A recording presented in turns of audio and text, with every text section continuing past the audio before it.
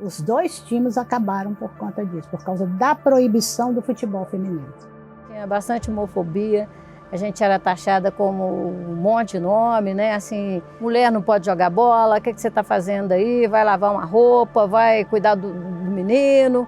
Ver esse clube lá de Uberlândia aí, o clube desfez, houve mesmo alguma coisa por trás que proibiu. Aí que não podia mesmo, né? Ele falou assim que ele nunca imaginava ver mulher jogando futebol. E que ele gostou muito. E que se precisasse do Atlético, que podia contar. Mas que não podia falar muito, como era proibido, a CBD podia punir o Atlético. Então, assim, tinha gente, sim, por trás de tudo aí que não queriam liberar nada, né? Senão já poderia ter acontecido quanto tempo atrás, né? Então, assim, era meio que velado mesmo, às vezes a gente jogava, era escondido, né? A gente falava assim, vai ter um jogo lá, não sei aonde, a gente nem divulgava nem nada, porque a gente já sabia que não podia.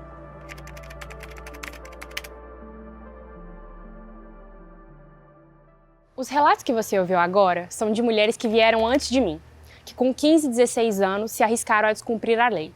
Ou pior, que ousaram desafiar a moral e os costumes de uma época que não as compreendia. O ano é 1965. Belo Horizonte vivia um processo de urbanização um tanto quanto peculiar. Os prédios e carros disputavam espaço com animais que puxavam carroças nas já agitadas ruas do centro. Um sinal de que, pelas bandas de Minas Gerais, o novo, hora ou outra, vai esbarrar com os velhos costumes de um estado tão tradicionalista.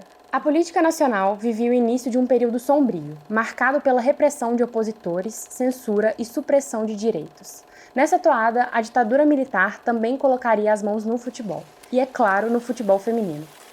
Ainda em 65, o regime ampliou um conhecido decreto de 1941, assinado por Getúlio Vargas, que implicitamente proibia a prática do futebol de mulheres. A decisão especificava que não é permitida a prática de lutas de qualquer natureza. Futebol, futebol de salão, futebol de praia, polo aquático, polo, rugby, halterofilismo e beisebol. E ela é uma deliberação justamente assim, que vem, de alguma forma, dialogar com aquele momento também, né? Que era um momento, né, de instauração, né, do regime, né, ditatorial, um regime que, na verdade, endurece esse processo disciplinador e controlador que já tinha se iniciado no governo do Getúlio Vargas. E aí não só com as mulheres, mas com o esporte no geral, assim, né? A proibição era o reflexo de uma ditadura e uma sociedade que já nos excluía. Futebol era coisa de homem. E os argumentos para isso eram os mais absurdos possíveis. Vocês são mais frágeis, não têm coordenação, vão virar Maria Homem. Mesmo assim, elas foram à luta. A proibição dificultava, mas não impedia que as mulheres jogassem bola em escolas, nas ruas e com a família. Em 1966, jovens se reuniram para um torneio de futebol feminino em Ponte Nova, na zona da Mata Mineira. Estava quase tudo pronto quando chegou a notícia da capital.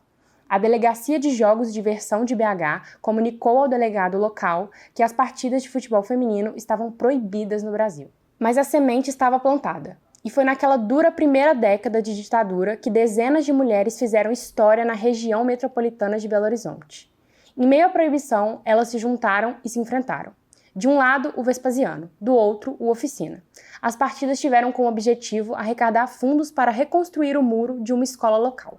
No Brasil, o CND proibiu as mulheres de jogarem futebol. Agora, Vespasiano tem a primazia de ter as duas únicas equipes de futebol femininas do país em atividade. No domingo passado, as moças da cidade fizeram seu primeiro jogo e hoje repetem a dose. Acontece que ele passou a ser uma atração tão grande que nós entusiasmamos tanto que aí os próprios times começaram a chamar a gente assim para fazer as preliminares deles em jogos oficiais dele, em aniversário deles. Então foi onde nós acabamos jogando, não só em Vespasiano, como também em Lagoa Santa, no campo do Fluminense, em Pedro Leopoldo. Os convites foram aparecendo. E chegou alguma coisa a vocês que teria repreendido, talvez uma tentativa de fazer com que aquilo não fosse para frente? Teve o delegado na época, chamou, entendeu? Chamou inclusive o Ião, porque ele estava entusiasmando a gente, e chamou e falou que o futebol era proibido, que a gente não podia jogar. Então vem aquelas ameaças, né, que amedronta principalmente os pais. As jovens, na época, era todo mundo muito jovem, não estava muito preocupada com essas ameaças, não. Aí, mas surgiram as ameaças e tal, então foi onde foi Não parou de uma vez, não. Foi parando. Você entendeu? Aí foi diminuindo. E aí o time acabou por conta disso? Os 2 times acabaram por conta disso, por causa da proibição do futebol feminino. O fim dos anos 60 e início da década de 70 marcaram o período mais cruel da ditadura militar brasileira. Nos anos de chumbo, o futebol de mulheres viveu às sombras, com poucos registros da prática. Um dos raros casos noticiados ocorreu em Montes Claros, no norte de Minas. Em 1973, 2 clubes da cidade, o Ateneu e o Casimiro, criaram equipes femininas. As equipes tiveram o apoio da comunidade local e viveram sob os holofotes até 1981, quando foram notificadas pelo CND e tiveram de recolher-se à clandestinidade. Mesmo proibidas, essas mulheres nunca deixaram de jogar futebol. Nas escolas ou nas ruas, driblando os adversários e o preconceito, elas encontravam espaço para fazer o que amavam. Eu sou de Piedade, do Rio Grande, né, que é uma cidade do interior de Minas. E então eu jogava nos times de lá. Escondido do meu pai, que meu pai também não gostava que eu jogasse, né? Eu jogava as peladinhas de rua lá. Aí quando chegava eu e meu irmão, tem um ano de diferença de idade, nós 2. Aí ele ficava puto da vida comigo, os meninos, quando me via, já me escolhiam, porque eu era melhor do que ele. E então assim, ele falava que ia falar pro meu pai, aquela história toda. O preconceito, assim, muitas pessoas na cidade não gostavam de time feminino, né? Falava que a mulher tinha que ir lavar roupa, ir fazer comida. Em 1974, tomou posse o general Ernesto Geisel. Foi o mandato dele que o Brasil começou timidamente a se abrir, impulsionado pela pressão crescente das lutas sociais. No final dos anos 70, eu acho que a gente tem um pouco de mudança, porque o futebol também começa a ser, de alguma forma, parte do próprio, dos movimentos feministas que estavam se formando não, né? Estavam ganhando bastante força, né, nesse momento aí de reabertura e tudo. E aí o futebol também é encampado o futebol de mulheres também é encampado como uma pauta desses movimentos. Em 1977, começaram a ser dados os primeiros passos rumo à queda da proibição. No Congresso Nacional, ocorreu a CPI da Mulher, que teve o objetivo de discutir e propor soluções frente à histórica posição subalterna feminina na sociedade. Um dos assuntos debatidos foi a proibição ao futebol feminino. A lendária nadadora Maria Lenk defendeu na comissão a liberação da prática. A mulher não se esteriliza e não perde as suas características femininas quando pratica esporte. Pelo contrário, talvez ela desenvolva qualidades morais que lhe sejam necessárias na luta de ocupar o seu lugar na sociedade. É justamente no fim da década de 70 que recomeçam os registros do surgimento de times amadores de futebol feminino. Clubes ligados ao futebol de várzea de Belo Horizonte, como o Panther Louco, que jogava nesse campo aqui, no bairro Concórdia, estampavam as páginas do Diário da Tarde. Era o futebol de mulheres ganhando mais espaço na mídia.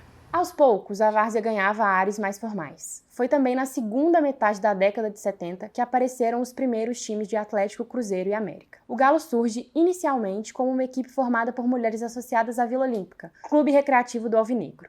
Nós reunimos 5 ex-jogadoras do Atlético para o encontro. Jaqueline, Cássia, Solange, Vera Lúcia e Maria Helena não se viam desde os tempos de Vila Olímpica. Quase meio século depois, finalmente reviram as companheiras com quem dividiram jogos e sonhos. E na Vila Olímpica não foi diferente, né? A gente começou assim, brincar, fazer umas peladinhas.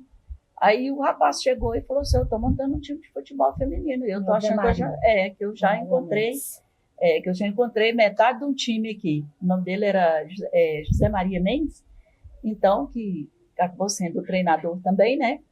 E aí, então, o Zé Maria que deu início a isso tudo aí, lá na Vila Olímpica. No outro lado da lagoa, o embrião do Cruzeiro se chamava Camisa 12, time de uma torcida organizada do clube que levava o mesmo nome. Um belo dia eu fui convidada para jogar no Camisa 12, que é uma torcida organizada do Cruzeiro.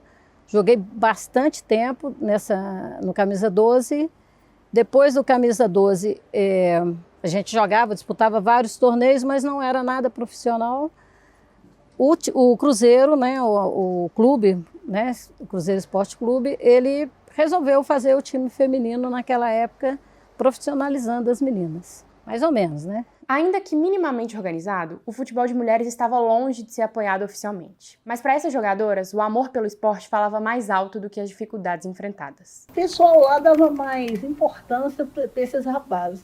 Porque o futebol feminino não era tão importante como o futebol masculino. Porque naquela época, antes do Atlético pegar realmente o futebol feminino, a gente que bancava nós mesmos. A gente não tinha uma ajuda de custo. Então, estava muito difícil, porque a gente não trabalhava. Aí, chegava, sabe, domingo, a gente tinha que sair para jogar. Aí, cadê o dinheiro? Entendeu? Aí, mamãe e papai não ia dar, porque mamãe e papai não gostavam que a gente jogasse bola. Em 1979, o CND abriu a primeira brecha para a liberação do futebol de mulheres ao permitir a prática de qualquer esporte que fosse regulamentado pela entidade internacional. A FIFA, no entanto, ainda não reconhecia o futebol de mulheres. Sem regulamentação, não havia campeonatos oficiais. Os times se encontravam em amistosos e festas. A gente chegava na cidade do interior, a gente era recebida com foguete, com festa. Pedido de autógrafo. O pedido de autógrafo era muito bom. A primeira competição oficial em Minas Gerais ocorreu em 1983. A FIFA enviou uma convocação para as confederações, a fim de incentivar o futebol de mulheres, no mesmo ano em que a prática foi regulamentada. E na época eu era dirigente de futebol amador da capital e do interior do estado. O meu presidente, né, falou, olha, vai ficar por sua conta a organização desse campeonato, que nós temos que criar aqui uma série de equipes para disputar campeonato. E com isso servir a CBF também. A recomendação veio para criar o futebol feminino, mas assim, que houvesse uma bola mais leve, que tivesse uma proteção para a região do peito, né? E, no entanto, um horário menor, um tempo menor. Foi nesse momento que as equipes da Vila Olímpica e Camisa 12 se tornaram, oficialmente, Atlético e Cruzeiro. Eu jogava futebol de campo numa equipe chamada Benfica, que era lá de Contagem. Eu sabia já que existia o Camisa 12, que era o Cruzeiro na época, né? E existia o Labareda, que era o Atlético Mineiro. Eles falaram que ia ter o primeiro campeonato feminino. Aí a equipe do Benfica recebeu o convite para fazer uma integração das duas equipes, né? Ia tirar as melhores que jogavam na época no Labareda e ia fazer uma fusão com o Benfica. Só uma correção, é Vila Olímpica. Era Vila Olímpica? É, Vila Olímpica. É Vila Olímpica. Aí, então, nisso, o nosso técnico na época era o João Batista, ele recebeu esse convite, então foi quando a gente fez passou do Benfica juntou com o Vila Olímpica e então surgiu o Clube Atlético Mineiro. Aí quando nós passamos a ser do time profissional do Cruzeiro, entre aspas, né, que a gente usava o uniforme profissional, mas a gente não tinha acesso a tantas coisas, né? Então, assim, aí a gente começou a fazer viagens, começamos a jogar muito no interior, né? Porque no interior tinha bastante time. As meninas juntavam e faziam times e elas gostavam de jogar também. Muitas delas vieram para o Cruzeiro do interior, de meninas boas de bola demais da conta, e vieram também para jogar no Cruzeiro. O Campeonato Mineiro teve apenas 2 edições e o Atlético foi campeão em ambas.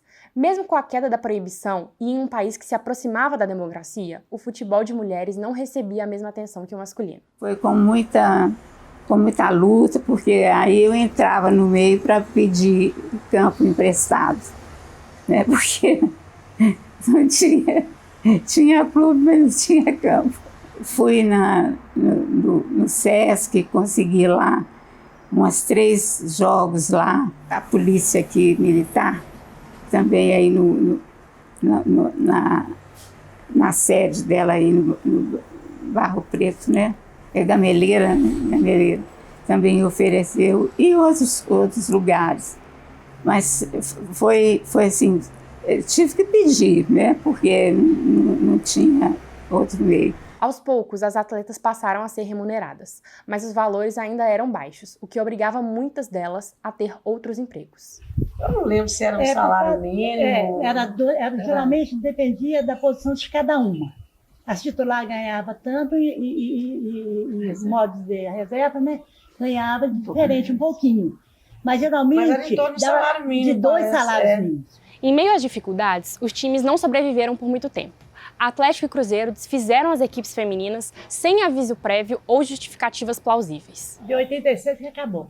Então, aí depois... Janeiro de 86 que nós fomos para o Rio de Janeiro, quando Isso, nós voltamos, o futebol feminino tinha Então, eles não fizeram um comunicado assim, fizeram uma reunião, não fizeram nada. Não teve com comunicado, as atletas, não. Só deram férias pra gente, aí falou que talvez não ia mais voltar ao futebol feminino. E realmente não voltou.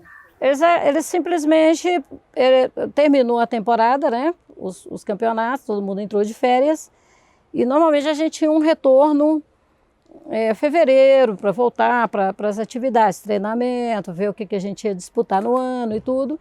Simplesmente chegaram e falaram que não ia ter mais futebol feminino no clube. A ditadura militar acabou em 1985, após 21 anos e muita pressão popular. A primeira eleição direta para presidente do Brasil só foi ocorrer em 1989, ano seguinte à promulgação da Constituição Federal de 88. Quem dera na nossa época, a gente teve uma geração tão boa, nós aqui, né? Tivemos uma geração tão boa, quem dera nessa época se tivesse tido o apoio que, graças a Deus, né, as meninas estão tendo hoje, as oportunidades que ela tem, os campeonatos, né, tem Mundial, Brasileiro, Libertadores. Na nossa época não teve isso. Hoje em dia elas têm, graças a Deus, ainda elas não estão no lugar ainda que deveriam estar, mas já deu um passo muito grande para isso, né? Quase 40 anos depois, o futebol feminino mineiro ainda não figura no cenário nacional com grande destaque, mas existe potencial. O Cruzeiro, atualmente, tem investido mais na categoria e disputou a final da Supercopa Feminina em 2024.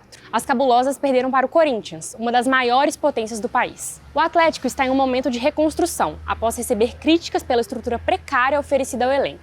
O clube reformou a Vila Olímpica, onde as atletas treinam diariamente. Elas disputam a Série A1 do Campeonato Brasileiro. O América também tem um novo projeto, que pretende atingir patamares maiores a partir desse ano, em que, pela primeira vez, disputam a Série A1. Você vai ter pouquíssimas escolas que vão oferecer efetivamente a possibilidade dessas meninas jogarem futebol.